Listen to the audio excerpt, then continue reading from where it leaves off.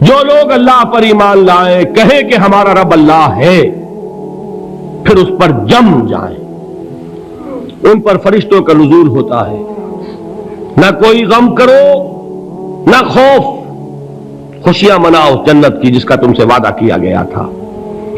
اللہ کی ربوبیت پر اطمینان جب انسان کو ہو جاتا، میرا رب اللہ ہے، ربی اللہ، انسان کے لیے نہ کوئی کھٹکا، نہ کوئی خطرہ، نہ کوئی خوف، نہ کوئی حزن۔ جو کچھ ہو رہا ہے کس کے اذن سے ہو رہا ہے؟ اللہ کے اذن سے۔ اللہ کے اذن کے بغیر پتا تک نہیں ہلتا۔ یہ کوئی اندھا بہرا مادہ نہیں ہے جس سے مجھے کوئی خوف ہو۔ اندھا بھینسا چلا آ رہا ہو اس سے تو ڈرنے کا ہر انسان کو ڈرنا چاہیے، نہ معلوم کس کو ٹکر مار دے، لیکن نہیں، اس کائنات کو چلانے والا ایک سمیع و بصیر خدا ہے، وہ جو میرا دوست ہے، میرا ولی ہے۔ اللہ ولی الذین آمنوا یخرجہم من الظلمات الی النور۔ اللہ اہل ایمان کا ولی ہے، ساتھی ہے، پشت پناہ ہے، مددگار ہے، حمایتی ہے۔ بتائیے جسے یقین ہو جائے کہ اللہ میرا مددگار، اللہ میرا محافظ، اللہ میرا پشت پناہ، اللہ میرا حمایتی، اس کے لیے کوئی خوف ہوگا؟ اس سے کوئی ڈر ہوگا؟ میں مثال دیا کرتا ہوں ایک بہت سادہ، پنجاب کے دیہات کی۔ وہ بڑا چودھری ہے اور کوئی غریب کسان ہے، اس غریب کسان کے جانوروں کو ہر وقت اندیشہ ہوگا چوری کا، کوئی میری بھینس کھول کر نہ لے جائے، کوئی میرا بیل کھول کر نہ لے جائے۔ لیکن جس کے بارے میں یہ سب کو معلوم ہو کہ وہ جو بڑا چودھری ہے وہ اس کا دوست ہے، اس کی بچیا کو کوئی خوف ہوگا؟ اس کی بھینس پر کوئی ہاتھ ڈالے گا؟ اسے کوئی اندیشہ ہوگا؟ نہیں۔ کیوں؟ کہ وہ بڑا چودھری، بڑا اس کا یہاں کا سردار، جاگیردار، سب کو معلوم ہے وہ میرا دوست ہے، کوئی میرے خلاف اقدام نہیں کر سکتا۔ اس دنیا میں یہ چھوٹی سی بات اگر آپ کے دلی اطمینان اور سکون کا باعث بن سکتی ہے تو ذرا تصور کیجئے۔ میں لفظ تصور استعمال کروں گا صرف اس لیے کہ اس کا ہم جس کو کہتے ہیں ادراک اور شعور کر نہیں سکتے، اگر کے ساتھ کر سکتے۔ اگر یقین ہو کہ اللہ میرا مددگار اور یقین ہو کہ اللہ ہر آن میرے ساتھ ہے، پھر کوئی خوف، کس کا خوف؟ کوئی شے اللہ سے بالا تر ہے؟ کوئی قوت اس سے زیادہ طاقتور ہے؟ کوئی اس کے ارادے کو بدلنے والا ہے؟ کوئی اس کی مشیت کے آڑے آنے والا ہے؟ یہی بات ہے جو حضور نے فرمائی، یہ ایمان کا حاصل ہے لب لباب، کہ دیکھو اچھی طرح اس بات کو ذہن نشین کر لو، اگر تمام انسان مل کر تمہیں کوئی نقصان پہنچانا چاہے نہیں پہنچا سکتے مگر جو کچھ اللہ نے لکھ دیا ہو، اور تمام انسان مل کر تمہیں کوئی نفع پہنچانا چاہے نہیں پہنچا سکتے مگر وہ شے جو اللہ نے طے کر دی ہو۔ آپ پھر میں کہوں گا ذرا طاری کیجئے، اسے فرض کیجئے، اسے سوچئے، اگر اس حدیث پر ہمارا دل ٹھکا ہوا ہو تو کسی سے ڈر ہوگا؟ یہ مجھے نقصان نہ پہنچا دے، یہ میری رپورٹ خراب نہ کر دے، یہ میری انکریمنٹ نہ رکوا دے، یہ میرا یہ نہ بگاڑ دے، یہ میرے یہ نقصان نہ پہنچا دے۔ اس کا ڈر، اس کا ڈر، اس کا خوف، اس کی خوشامد، اس کے لیے جا کر طرح طرح سے اپنی عزت نفس کو ذلیل کروانا اس کے سامنے، یہ سب کچھ کیوں کرتا ہے انسان؟ جب سمجھتا ہے کہ اس کے ہاتھ میں میرا کوئی نفع ہے، اس کے ہاتھ میں میرے لیے کوئی ضرر ہے، یہ مجھے کوئی گزن پہنچا سکتا ہے، یہ مجھے کوئی نقصان پہنچا سکتا ہے، یہ میرا کوئی کام بنا سکتا ہے، یہ میری کوئی ضرورت پوری کر سکتا ہے، اسی کا نام شرک ہے۔ جہاں آپ نے یہ سمجھا کہ غیر اللہ کے اندر کوئی طاقت موجود ہے وہی شرک ہے۔ بتوں سے تجھ کو امید خدا سے نو امیدی، مجھے بتا تو صحیح اور کافری کیا ہے؟ شرک تو یہ ہے جس پر بھی تمہیں یہ خیال ہے، کلمہ ہے یہ کلمہ سوم، لا حول ولا قوت الا باللہ، ذرا اس پر دل کو کبھی اگر آپ تصور کریں، پھر فرض کریں، دل ٹھک جائے اس پر، کوئی طاقت نہیں۔ یہی بات تھی جو شیخ عبد القادر جیلانی رحمۃ اللہ علیہ نے اپنی وصیت میں اپنے بچے سے کہی. 11ویں دینے والے ہیں، لیکن حضرت شیخ عبد القادر جیلانی کی وصیت اور تعلیمات کو کتنے لوگ ہیں جانتے ہو؟ یہ جن مقامات تک پہنچے ہیں وہ کس چیز کی بدولت پہنچے؟ انہوں نے جو پیغام دیا وہ کیا تھا؟ اے میرے بچے، جس طریقے سے قرآن مجید میں حضرت لقمان کی نصیحتیں جو ہے نقل کر دی گئی ہیں، میں یہ عرض کروں گا بالفرض اگر قرآن حضرت عبد القادر جیلانی کے بعد نازل ہوا ہوتا تو شیخ عبد القادر کی یہ نصیحتیں بھی قرآن میں درج ہوتی. اتنی اونچی نصیحتیں ہیں. اے میرے بچے، اس حقیقت کو ذہن نشین کر لے، لا فاعل فی الحقیقت ولا مؤثر الا اللہ. اس کائنات میں نہ کوئی فاعل حقیقی ہے نہ مؤثر حقیقی ہے سوائے اللہ کے. کسی شے میں کوئی تاثیر نہیں اگر اللہ نہ چاہے. آگ جلا نہیں سکتی اگر اللہ نہ چاہے. پانی ڈبو نہیں سکتا اگر اللہ نہ چاہے. زہر ہلاک نہیں کر سکتا اگر اللہ نہ چاہے. کوئی چیز فائدہ نہیں پہنچا سکتی اگر اللہ نہ چاہے. تو در در پہ کیوں سر جھکاتے ہو؟ در در پر کیوں جبیں سائی کرتے ہو؟ سب کے سامنے کیوں ہاتھ پھیلاتے ہو؟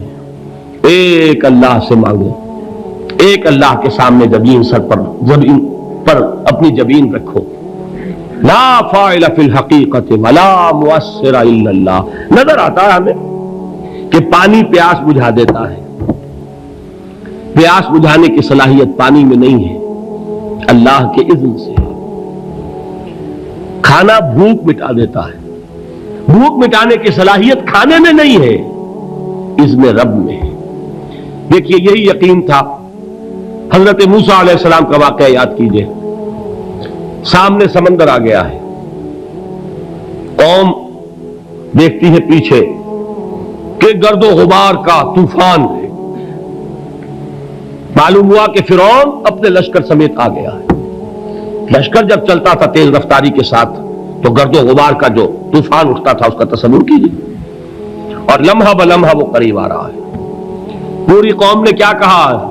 اے موسیٰ انا لمدرکون، اے موسیٰ ہم تو پکڑے گئے.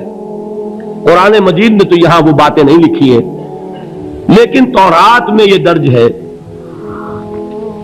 کہ بنی اسرائیل جھگڑنے لگے، دست و گریبان ہو گئے موسیٰ کے ساتھ. موسیٰ ہمیں یہاں مروایا لا کر، اس سے تو ہم ہی بہتر تھے. وہاں کھانے کو ملتا تھا، زندگی تو تھی، بیگار ہم کر رہے تھے، موت تو نہیں تھی. اب جو کچھ ہوگا اس کا تصور کرو، جس طریقے سے ہمارے ٹکڑے اڑائے جائیں گے. تو لڑ رہے ہیں حضرت موسیٰ علیہ السلام سے. یہ تورات کی تفصیل ہے. قرآن میں صرف اتنا آیا ہے، پریشان ہو کر انہوں نے کہا انا لمدرکون، موسیٰ ہم تو پکڑے گئے. اس وقت موسیٰ کا جواب کیا ہے؟ کلا ان معی ربی سیہدین. نہیں، میرے ساتھ میرا رب ہے، وہ راستہ دے گا. بتائیے کہاں راستہ نظر آ رہا ہے؟ یہ ہے ایمان بالغیب. راستہ نظر نہ آئے تب اللہ پر یقین ایمان ہے. جیب میں پیسے ہوں اور تب دل کو اطمینان ہے تو ایمان کس پر ہوا؟ پیسے پر، اللہ پر نہیں. جب وسائل و ذرائع نہ ہو اور پھر یقین ہو کہ اللہ مسبب الاسباب ہے، وہ اسباب کا پابند نہیں ہے، وہ اسباب کا محتاج نہیں ہے، اسباب اس کے محتاج ہے. اگر یہ یقین ہے تو اللہ پر ایمان ہے. یہ نہیں ہے تو تمہارا ایمان اسباب پر ہے، وسائل پر ہے، ذرائع پر ہے، مادیات پر ہے، اللہ پر نہیں. اس وقت کہاں راستہ تھا؟ کوئی راستہ تھا؟ سمندر ہے اور ادھر سے لشکر آ گیا ہے. کلا ان معی ربی سیہدین. اب دیکھیے ایمان کہہ دینا آسان ہے، ہوا معکم اینما کنتم، جہاں کہیں بھی تم ہوتے ہو اللہ تمہارے ساتھ ہوتا ہے. لیکن اس کا یقین قائم ہو جائے تو زمین و آسمان کا فرق واقع ہو جائے. یہی بات ہوئی حضور کے ساتھ. غار ہے، چھپے ہوئے ہیں محمد رسول اللہ اور آپ کے وہ یار غار ابو بکر صدیق رضی اللہ تعالی عنہ. اقبال نے حضرت ابو بکر کی شان میں چند اشعار کہے صرف، لیکن واقعہ یہ ہے کہ بھاری بھاری نظموں پر اور قصیدوں پر بھاری ہے. طویل ترین نظمیں اور قصیدے ہوں ان پر بھاری ہے. ہمت ابو بکر کی ہمت جو ہے کشت ملت را چو ابر، جیسے بارش سے کھیتی اپجتی ہے، ابو بکر کی ہمت اور عزیمت اس امت کو اسی طرح سینچنے والی ہے۔ ثانیے اسلام و غار و بدر و قبر، وہ دوسرے تھے اسلام میں، دوسرے پہلے کون تھے؟ انا اول المومنین، حضور فرماتے سب سے پہلا ایمان لانے والا میں، دوسرے ابو بکر۔ ویسے ہمارے ہاں یہ چلتا ہے اختلاف، حضرت علی پہلے ہے کہ حضرت ابو بکر پہلے ہے، لیکن اس میں بڑی خوبصورت تطبیق قائم کی ہے علماء نے، اور بہت صحیح ہے۔ چار کے بارے میں فیصلہ ہی مت کرو کہ کون پہلے ہے، ان کی ایک عجیب تقسیم کر دی ہے۔ آزاد مردوں میں، بالغ مردوں میں سب سے پہلے ابو بکر، بچوں میں سب سے پہلے علی، خواتین میں سب سے پہلے خدیجہ، اور غلاموں میں سب سے پہلے زید بن حارثہ۔ بڑی پیاری تقسیم ہے، یہ چاروں ہی پہلے ہیں، ہر ایک کے لیے اولیت ہے۔ اور واقعہ یہ ہے کہ اگر زمانی اعتبار سے تعین ہوگا تو پہلے خدیجۃ الکبریٰ آئیں گی رضی اللہ تعالی عنہ۔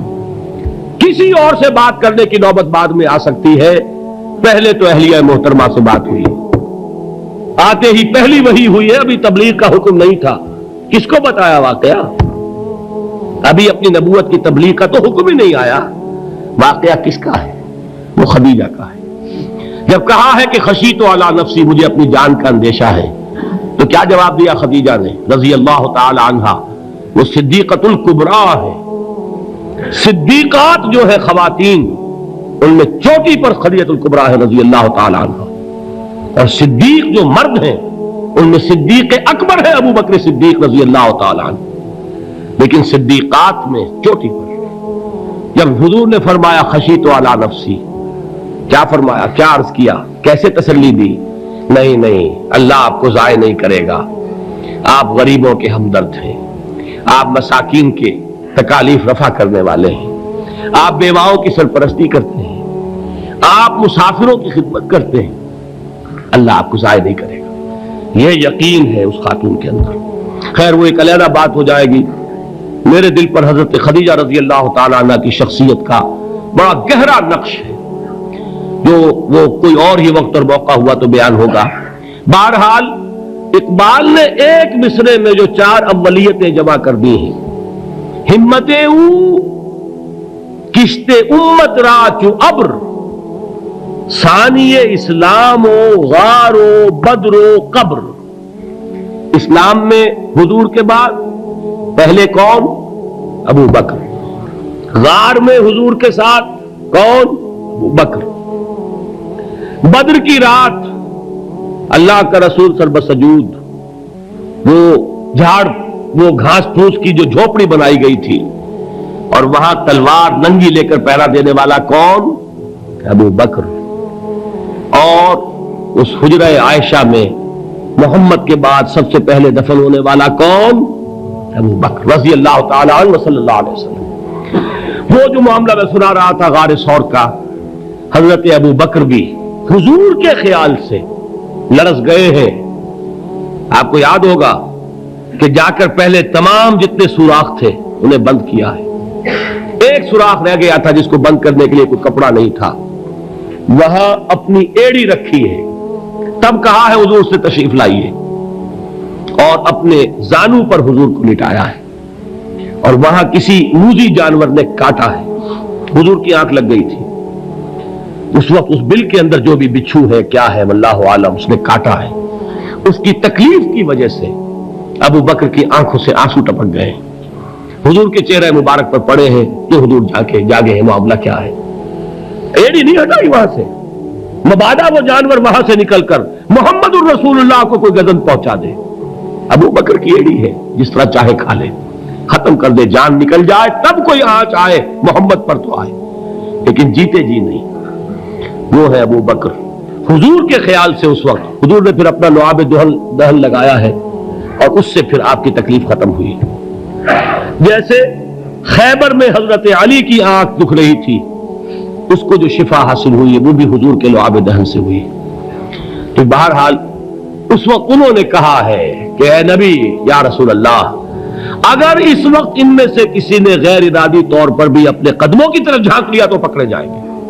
کیا جواب تھا اللہ کے رسول کا؟ لا تحزن ان اللہ معنا، اللہ ہمارے ساتھ ہے، کیوں گھبراتے ہو ابو بکر؟ یہ ہے ایمان باللہ، میرا مالک اللہ، میرا رازق اللہ، میرا محافظ اللہ، میرا مددگار اللہ، میرا پشت پناہ اللہ، میرا دوست اللہ۔ یہ دوستی ہے اللہ کی جو لب لباب ہے، حاصل ہے ایمان کا، اسی کا نام ولایت ہے۔ اولیاء اللہ کے سروں پر سینگ نہیں ہوتے، جس کے دل میں ایمان راسخ ہو چکا ہو وہی اللہ کا ولی ہے، جسے اللہ پر یقین ہو چکا ہے وہی اللہ کا ولی ہے، جسے یقین ہے اللہ میرے ساتھ ہے، میرا مددگار، میرا پشت پناہ، میرا ساتھی، میرا دوست، میرا محبوب، میرا محب۔ اللہ اہل ایمان سے محبت کرتا ہے۔ واللہ یحب الصادقین، ان اللہ یحب الذین یقاتلون فی سبیلہ صفا کانہم بنیان مرصوص۔ اللہ محبت کرنے والا، اہل ایمان محبوب، اور اہل ایمان محبت کرنے والے اللہ محبوب۔ والذین آمنوا اشد حبا للہ۔ آپ تصور کیجئے جسے یہ رشتہ ایمان یا رشتہ ولایت حاصل ہو جائے، الا ان اولیاء اللہ لا خوف علیہم ولا هم یحزنون، آگاہ ہو جاؤ، اللہ کے دوستوں کے لیے نہ کوئی خوف ہے نہ کوئی حزن ہے۔